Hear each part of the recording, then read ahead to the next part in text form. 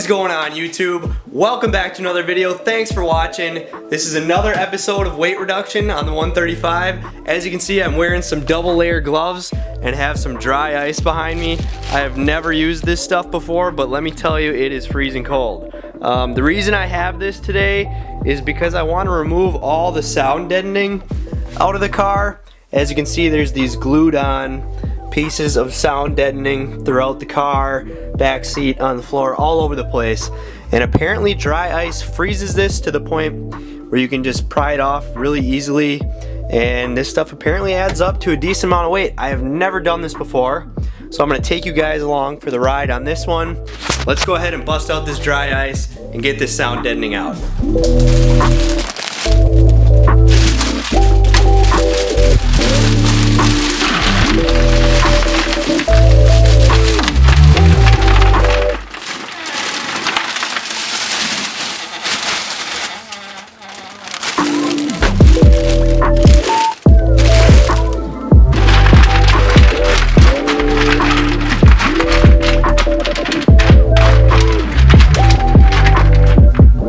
So as you can see, I just dumped a bunch of dry ice right on top of this sound deadening. I've got double layer gloves on, and you could kind of hear it almost crackling at the beginning.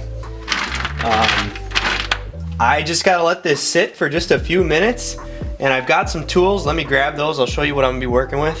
I've got a metal putty knife here, and then I've got a plastic trim removal tool. We're gonna see which one of these works best to pry it up. I don't know if this plastic tool would freeze and break. I have no idea.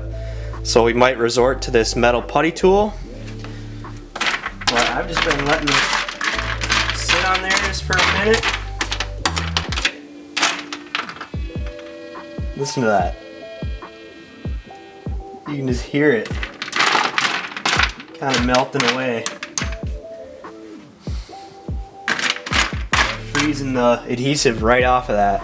Alright. Let's start like right here. Oh yeah, you can see it just chips right off. Huh.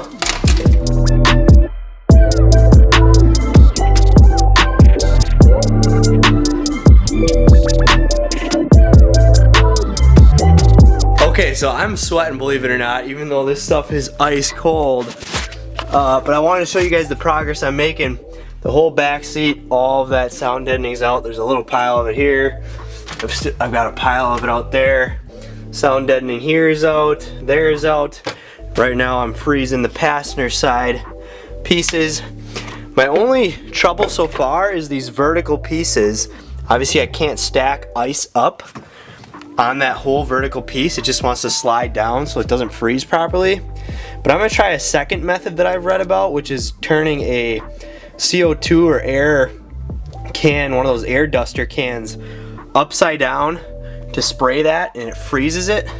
So I'm gonna run and go get some of those cans and give it a shot on all these vertical panels, because there are quite a bit of vertical panels, but it seems to be working great for the flat panels on the ground.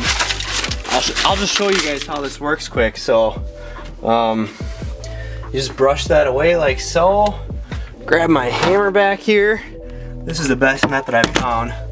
It's a little bit obnoxious, but then you just start hammering away.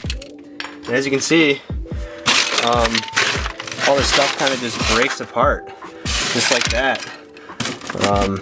So I'm gonna keep chugging along, and eventually I'm gonna show you guys. I'm gonna get all the little pieces. I'm gonna vacuum them all up and weigh them and see how much weight I reduced by getting rid of all this sound deadening. Alright, so the other option then is to get some electronic air duster stuff. As you see here, I just picked up a couple cans of this from Walmart, and I'm gonna try to spray it on these vertical surfaces to freeze that, and then either hit it off with a hammer or chip it off with this chisel. Just because I couldn't stack dry ice up on these vertical surfaces, so I think this will be easy. Apparently all you do to make it freeze spray instead of just regular air is hold it upside down. So I'm gonna go ahead and just give it a shot and see what happens. Oh, I guess first would be to take that safety piece off. Oh yeah. Wow.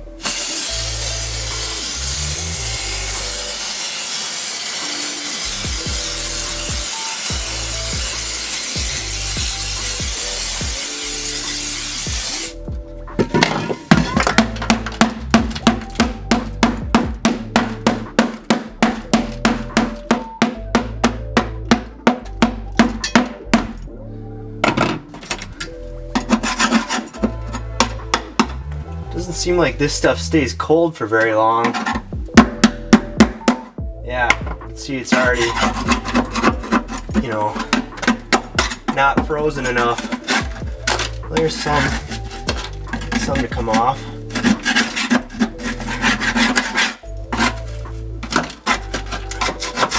But in my opinion, the dry ice definitely works a lot better.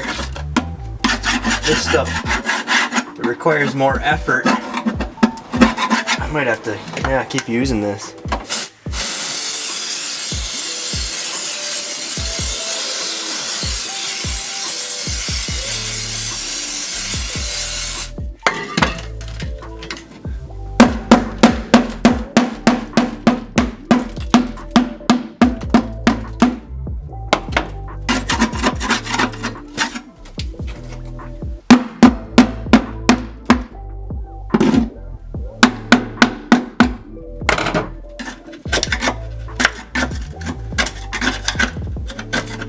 Yeah, as you can see, this stuff just does not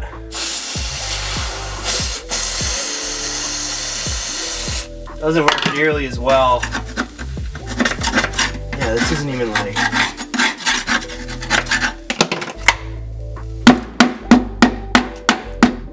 there. I just got that last piece off, but this stuff in this can's almost empty now already. Holy crap! So I wouldn't recommend using this. You can see even this is like frozen kind of. It just doesn't work as good as the dry ice, and unfortunately this is the next day from the footage you've seen me using the dry ice on, and I'm all out of dry ice. It, you know, it dried out and evaporated. So Saturday, and I can't get any more. The welding store I bought that dry ice from is closed, so I was hoping this stuff could get me through the rest, but as you can see, it just, you know, even compared to over here, this came off a lot cleaner. There's a lot of junk and residue left on that panel, but at least it did get some of the pieces off. So I got the back seat area to do. I don't know if you can see back up here, these pads there, and I think maybe one more in the footwell if I feel like getting up in there. And then I'm gonna vacuum all this stuff up, put it in a bag, and weigh it all, see how much I took out. Okay, so I think I found an even better way to do this. Unfortunately, it's all the way at the end after I've done most of this already. But especially for these vertical surfaces, I busted out a heat gun, and as you can see over here, I took that panel off very clean and easily. It left a little bit of glue and stuff up there, but for the most part, the rest came off really clean and easily, and it just kind of folded away, as you can see. So I'm heating up this panel right now. I'm going to try the same thing to show you guys just how easy it just comes right off, just like that. I mean, that's crazy to me. So I think just using a heat gun and then following over that with either brake clean or goof off or something to get the remaining brown residue off. But this is the heaviest part right here, the main tar, and it just peels off with a heat gun and some putty knife and just a little bit of heat. I think Steven Johnson and Joel Bolin did this on their cars, and they said it worked really well. And I wish I would have tried it a lot sooner. I just read online that dry ice was kind of the solution. But man, this seems to be working the best out of all methods. I don't know how it would work on the flat surfaces, but on the vertical ones, it just peels right off. Just like that. So I'm gonna keep doing this for the remaining areas, and then clean it up, and I might sand and spray the whole interior of the car black or something. So I just vacuumed up all the pieces and put them in this plastic bag, and it's chock full. And I've got my scale here. I have not weighed it yet, but I'm gonna do just that. So let's find out how much all this weighs. Put it in here. Oh, I've got it in ounces. It's not 153 pounds. It is 9.61 pounds, which isn't all that much. Not a whole lot of weight there, but I guess it's 9 or 10 pounds that I'll save. If I were you guys, honestly, I wouldn't take it this far. I thought it would be more, and it was just kind of a pain in the ass. Like with the hammer or with the heat gun or whichever way you do it, it's a pain in the ass for 9 or 10 pounds, and I'll leave it at that. So as you can see, I've kind of got it all cleaned up, got all the sections scrubbed down and goo-goned, and you might be seeing a bunch of plastic liner here, and that's because I'm gonna spray bomb this interior. I'm not done prepping it yet, but I got the whole front end prepped with the dash, center console protected, and I'm just gonna spray black paint in here just so it's all one color at least. It ain't gonna be pretty, but it beats this cow looking paint job right now with black and white and gooey and gray spots. But that wraps up the sound deadening removal video. I hope you enjoyed this. Be sure to give me a thumbs up, subscribe, and I will see you guys in the next one. Peace.